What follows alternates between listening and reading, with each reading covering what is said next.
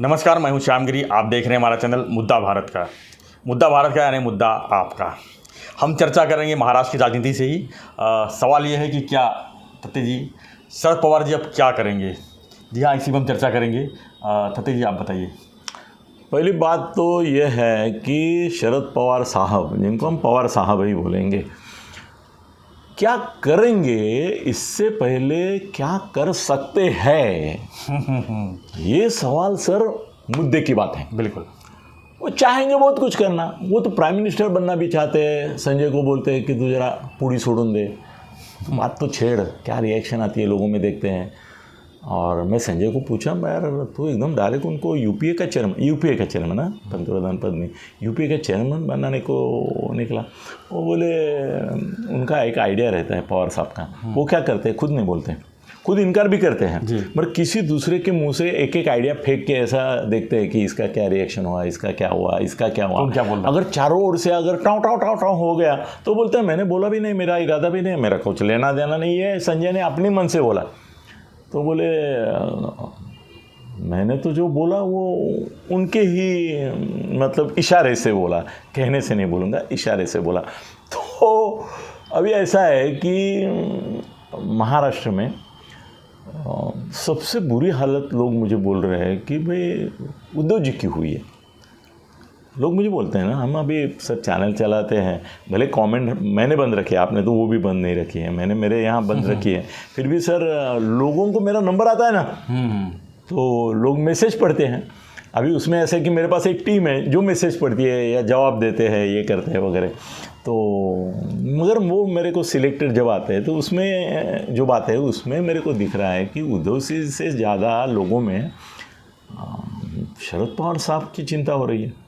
उनको ऐसा लगता है कि ठीक है, उद्धव का कैसा है ना, उद्धव के लिए सर वो अभी है 60 के करीब, 60 के आसपास है, एग्जैक्टली बोल सकते हैं कब, मगर उनके लिए पॉलिटिक्स के अभी सर कम से कम ठीक है, इनकी हालत जो है बिगड़ी हुई, उसके बावजूद अब 10-15 साल तो उनका पॉलिटिक्स है उद्धव जी का, और ठाकरे घराने का आदित्य की वजह से और 25 साल भी है, ऐसा समझो। उनकी वो महापौर है, उसने तो बोल दिया कि 25 साल के बाद का पंतप्रधान आदित्य होगा। क्या हौसला, क्या बुलंद हौसला है सर। ऐसा बोलने के लिए कितनी निर्लज्जता और धारस लगता है ऐसा बोलने का कि 25 साल के बाद। भाई जो अभी जन हम नहीं, आज वो सब्जेक्ट नहीं है अपना सब्जेक्ट है पवार साहब। सब ये मैं ऐसा बहुत भटक जाता हूँ। तो पवार साहब का ऐसा है कि उन्होंने यूपीए का ये किया, फिर उनके मन में सर पंतप्रधान पद की बात बहुत पहले से है। मतलब जब से वो मुख्यमंत्री पद से निकले, 1980 तक वो मुख्यमंत्री थे। 78 में उन्होंने बगावत की, नहीं 78 में उन्होंने बगावत की, पुलोद की स्थापना की, फिर बने, फिर बाद में भी 3 बार बने जी, 3 बार मुख्यमंत्री बने।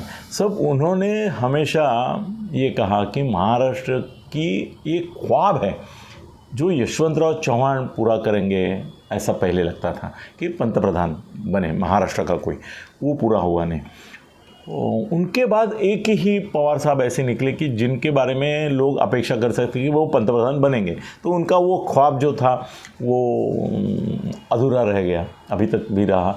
और अभी भी वो ऐसे संजय जैसे उनके या उनके जो शिष्यगण हैं, उनके भक्तगण हैं, शिष्यगण से ज़्यादा, तो उनको भी वो उनमें से कोई उठता है और बोलता है नहीं, पंतप्रधान पद के लिए अपोजिशन को इनका ही नाम आगे करना चाहिए, वो होता है। पर उसको वो खुद भी अहमियत नहीं देते। वो ऐसा हो गया है ना सर कि लानगा आला रे आला करके कहानी है इस नीति में कि भाई आला रे आला, तो वो आता नहीं है, खाली एक दिन सच में आता है, मगर इसमें सच में है क्या नहीं। तो सर कैसे है ना कि पवार साहब का प्रॉब्लम अभी कैसा है, वो उद्धव की सत्ता जाने से, सर सत्ता उद्धव की गई मगर महापालिका में उसने अनाप शनाप कमा के रखा है, 2.5 साल में कमा के रखा है, पैसा उसके लिए मायना रखता है। सर देखो, फर्क रखो, उद्धव को मायना रखता है पैसा और पवार साहब को मायना रखता है पद, प्रतिष्ठा और पत। मराठी में हम पत शब्द मतलब क्रेडिबिलिटी बोलते हैं उसको, वो मायना रखता है। उन दोनों में बहुत फर्क है सर। इसको आप बोलेंगे ना भाई 1000 कोटी ले लूँ और मुख्यमंत्री वगैरह छोड़ दे, घर में बैठ आराम कर, बच्चों के साथ ताश बीच खेल, तो ये मान लेगा? इनको आप लाख करोड़ भी देंगे और बोलेंगे कि पवार साहब आप घर में बैठो, बच्चों के साथ आराम करो, नाती पोती के साथ खेलो, सर वो बोलेंगे मैं चाहे तो अपनी जान कुर्बान करूँगा मगर मैं पॉलिटिक्स में मरते दम तक एक्टिव रहूँगा, क्योंकि वो मेरी ज़िंदगी। उनका ऑक्सीजन जो है वो पावर है, सत्ता है, पद है, पद के अनुसंधान से आने वाली प्रतिष्ठा है। सर पवार साहब के लिए पावर से दूर होना बड़ा कष्टदायक है। कैसा है ना कि वनवास तो राम को हुआ, बराबर है, उनके साथ गई सीता, क्योंकि वो धर्मपत्नी करके उसने अपने पति धर्म के पत्नी धर्म के कारण वो साथ में चली गई। सर ऐसा हुआ कि कैकेयी ने राम को वनवास में भेजने की सोची थी, लक्ष्मण को तो भेजाने की सोची नहीं थी, और सीता का तो संबंध उन्होंने सोचा भी नहीं होगा कि भी सीता भी साथ में जाएगी। अभी ऐसा हो गया कि राम चले गए वनवास और अपहरण हो गया रावण की ओर से सीता का। अभी इसमें सीता कौन है? राष्ट्रवादी कांग्रेस। और लक्ष्मण कौन है? ये तुम्हारी सादी कांग्रेस, सोनिया जी की जो कांग्रेस है वो हो गई लक्ष्मण।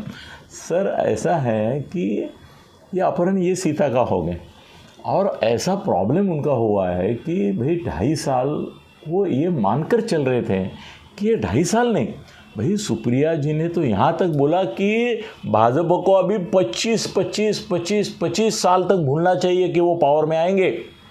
महाराष्ट्र अब महाराष्ट्र में हमारी ही सत्ता रहेगी, राष्ट्रवादी कांग्रेस और शिवसेना, ये भी बोल दिया उन्होंने, हमारी ही सत्ता रहेगी 25 साल अगले। मतलब उन्होंने बहुत लंबा सोचा था कि भाई अभी ये बनेंगे, बाद में अजीत दादा बनेंगे, बाद में मैं बनूंगी, बाद में है रोहित पवार भी लाइन में है, बेचारे पार्थ पवार उनके इसमें नहीं आते गंटी में, तो वो नहीं रहे। मतलब 25 साल का उन्होंने इंतजाम भी टाइम बाद करके रखा था कि ये 5 साल, ये 3 साल, ये 2 साल, ये 1 साल, वो पूरा टाइम टेबल तैयार था उनका 25 साल का। मगर ये सीता हरण के जैसा हो गया, राष्ट्रवादी का हरण, और सत्ता चली गई।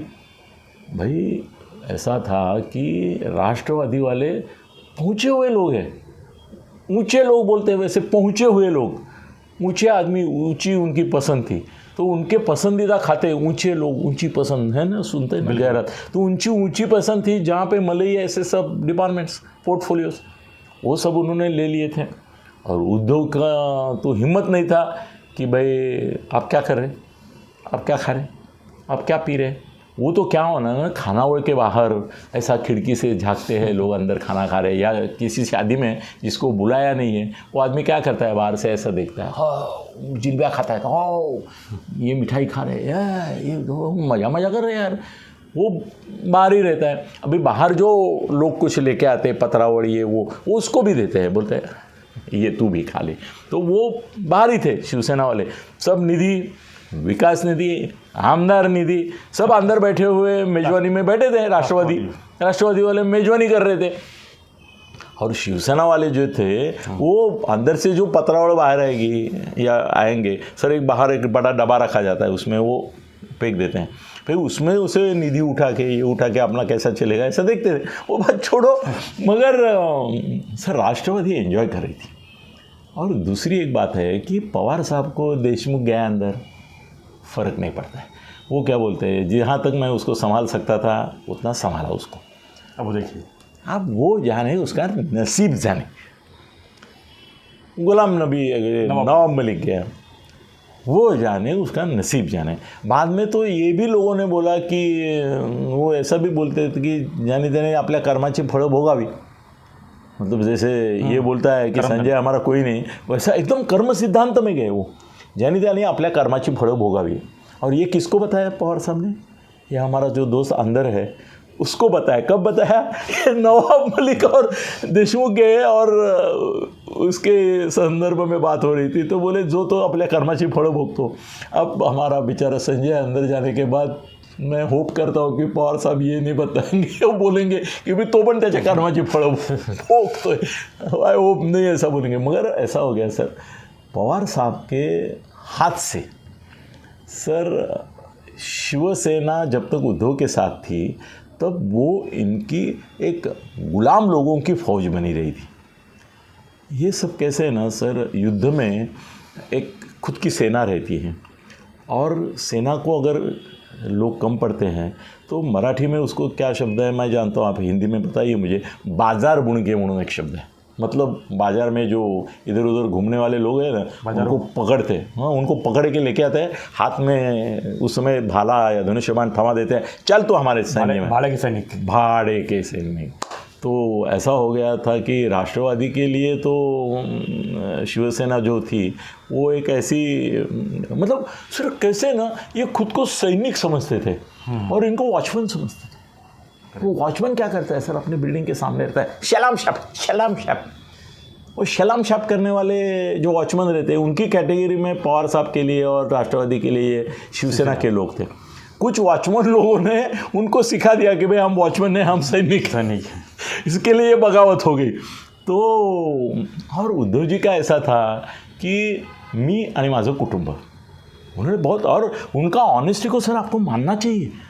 उन्होंने पहले दिन से जब से कोरोना निकला तब से वो सबको बताते रहे मी आणि माझं कुटुंब, मी आणि माझं कुटुंब। लोगों को समझ में नहीं आया कि ये जो बोल रहे हैं मी आणि माझं कुटुंब मतलब मैं और मेरा ठाकरे कुटुंब, लोग सोचते थे कुटुंब मतलब पूरा कुटुंब मतलब महाराष्ट्र। अब तक कैसे है ना, मी माझं कुटुंब का मतलब लोग समझते पूरा महाराष्ट्र। बाद में पता चला लोगों को और इनके मंत्रियों की भाई मी आणि माझं कुटुंब मतलब मी आणि ठाकरे, माझा बच्चू आदित्य, माझा छोटा बच्चू तेजस, मेरी बीबी, यहाँ तक ही उनका परिवार है, वो समझ में नहीं आया, बहुत बाद में आया। और बाद में ऐसा हो गया कि भाई उनके कुटुंब में थोड़ा सा एक्सटेंशन था, उनका कोई बहनोई है, कोई रिश्तेदार है, साला है, हाँ वो बाद में शामिल किया। मतलब उनका बड़प्पन देखो, हाँ उनका बड़प्पन आपको भी मानना चाहिए कि उन्होंने खाली मैं और मेरे बच्चे और बीबी तक नहीं रखा, अपने साले सलीदे वो जो थे रिलेटिव उनको भी शामिल कर लिया सर। तो ऐसा है कि पवार साहब का प्रॉब्लम ऐसा हो गया कि भाई किसके सहारे वो कुछ प्रतिकार कर सकते हैं। उद्धव जी के पास ही उनकी सेना नहीं रही, जिस घोड़े पे वो सवार थे सर वो घोड़ा ही भाग गया ना और ये ज़मीन पे आ गए। अब वो ज़मीन पे आ गए और ये हाथी पे बैठे थे, कौन, पवार साहब एकदम ऊपर हाथी पे बैठ के वो डुगू डुगू डुगू मस्त हाथी चल रहा था उनका। अब ऐसा हो गया कि ये घोड़े पे बैठा हुआ जो सवार था उसका भी एक योगदान उनके हाथी के अंबारी में बैठे हुए पवार साहब के लिए था। भाई ये नीचे उतर गया तो पवार साहब को मुसीबत हो गई कि भाई अभी इसके साथ मेरे को भी नीचे जाना पड़ेगा। तो हाथी के अंबारी से उतर के वो भी रास्ते पे आ गए। कांग्रेस वाले का एक अच्छा, वो पहले से ही पायदल में थे, मतलब वो भूमिका में, वॉचमैन की भूमिका में वो भी थे, तो वो एडजस्ट हो गए। अभी पवार साहब क्या कर सकते हैं सर, देखो मोदी से मनमुटाव कर लिया सर। आयुष्य में जब कोई अवसर आता है, संधि आती है, तब आप छोटों लोगों के या बच्चों के नाद में लगकर अपना नुकसान नहीं करना चाहिए। बिल्कुल, पवार साहब के लिए बड़ी सीख है, बहुत बड़ी अपॉर्चुनिटी थी उस समय। मोदी साहब ने उनको ऑफर दिया था, जब अजीत दादा बने तब भी ऑफर कायम था।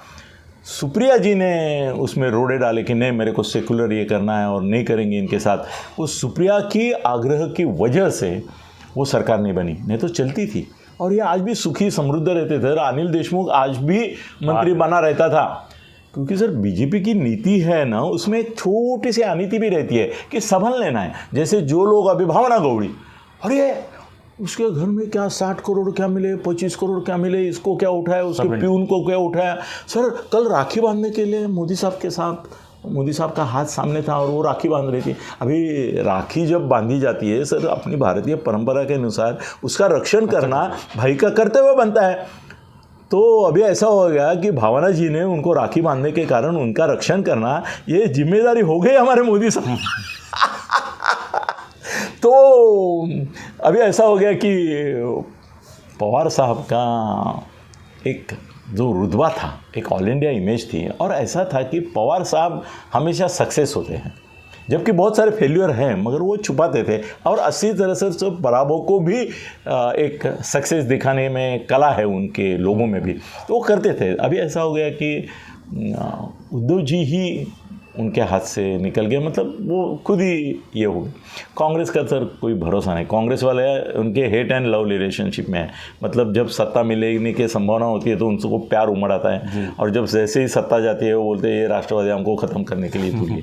उनको भी लगता है, और राष्ट्रवादी कांग्रेस को ख़त्म करने की इच्छा उनमें है, ये पहले से बात है, सबको मालूम है। वो सर ऐसा कांग्रेस का उनको अध्यक्ष बनाओ से लेके जब सुझाव आए तो कांग्रेस के नेता जो ये सोनिया जी है और इनको सर इंदिरा गांधी के मन में भी यही शक था, नहीं तो नरसिंह राव के बदले उस समय पवार साहब ही बनते थे पंतप्रधान, क्यों नहीं बने सर? वो जो उनके इर्द गिर्द लोग थे वहाँ उन्होंने जाके उनको बोला कि नरसिंह राव ठीक है, ये बूढ़ा कुछ करेगा नहीं, आपको हानि नहीं करेगा, ये तो आपके साथ गांधी परिवार के साथ कांग्रेस भी खा जाएंगे।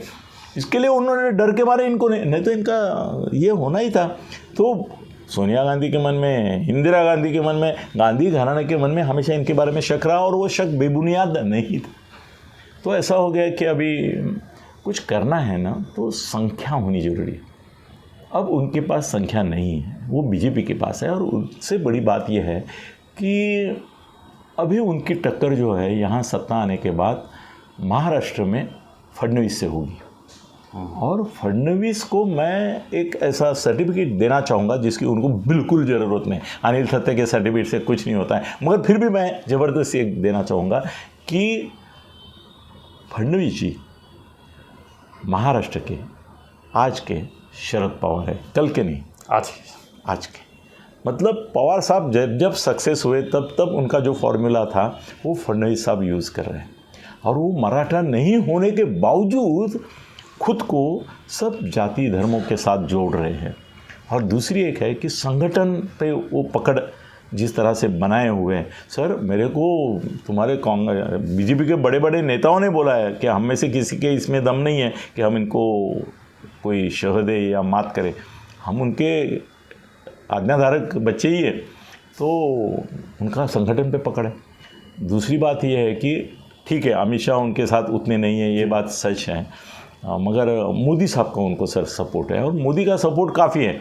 अमित शाह और मोदी ये अद्वैत है जी, भले एक दूसरे से चर्चा करेंगे, बोलेंगे ये नहीं मुझे ये पसंद है, तुमको ये पसंद है, मगर आखिर वो उनकी मानेंगे डिसीजन। सर अगर मोदी साहब के और अमित शाह के बीच में जो थोड़ा गैप है, उस गॅप में गडकरीने अपना पाव रख के, क्या आम्ही बोलतो ना चिमटून घेतला नसता, तो आज गडकरी पार्टी के हाईकमान के इसमें रहते थे। उन्होंने क्या किया, खाली मोदी के खिलाफ नहीं किया, उन्होंने अमित शाह और इनके बीच में अपनी टांग अड़ाने की कोशिश की आपकी भाषा में। इसके लिए वो अभी side almost on the way to home है, अभी रिटायरमेंट हो जाएगी उनकी। पवार साहब का प्रॉब्लम ये हो गया है कि उनके पास अजीत दादा एक ऐसा अल्टरनेटिव है कि जिसको आगे करके वो अभी भी लड़ाई लड़ सकते हैं, मगर वो अजीत पवार को करना नहीं चाहेंगे क्योंकि उनके मन में सुप्रिया जी है। सुप्रिया जी वो काबिल नहीं है, सुप्रिया जी वो कर नहीं सकती, सुप्रिया में वो एक ये नहीं है जो होना चाहिए। तो उसकी वजह से ऐसा है कि भाई वो अभी ऐसे हो गया है कि जाने माने पुराने योद्धा है, बरं उनकी स्थिति वो भीष्म पितामह जैसी हो गई है कि भाई कर नहीं सकेंगे कुछ। एक शरपंजरी जैसे उनको सुलाया था, वैसा उनको ये पॉलिटिकल जो शर बीजेपी फडणवीस इन्होंने निकाले, उनके ऊपर उनको अभी आज रहने की नौबत आई है। और मेरे को लगता है कि जैसे उद्धव जी धीरे धीरे पॉलिटिकली क्या बोलते हैं इरेलेवेंट हो जाएंगे, सर ये सीख है।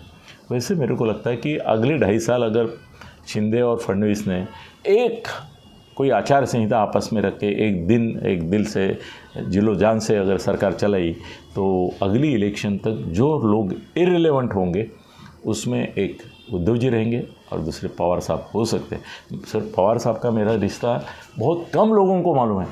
सर एक ज़माना था करीबन 3-4 साल तक मैं और रामकृष्ण मोरे जो बाद में मंत्री बने, सर हम इनकी एक युवक अकादमी करके संस्था में हम सैलरी लेके वो भाषण लिखने का, ये करने का वगैरह काम करते, न्यूज़ लिखने का वगैरह काम करते थे।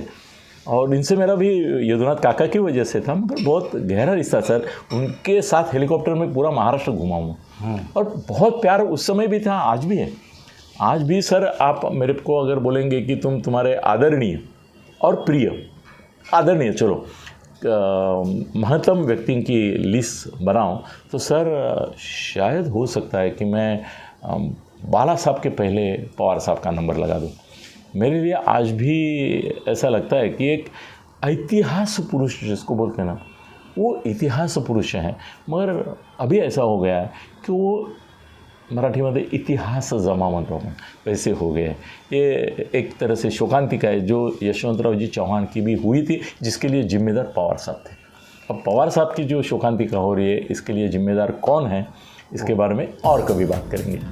धन्यवाद तत्ते जी। तो हमारा चर्चा था कि शरद पवार जी अब क्या करेंगे, तो इसके ऊपर बहुत खूबसूरती से चर्चा में अलग अलग एंगल से बोले हम लोग। सतीश ने।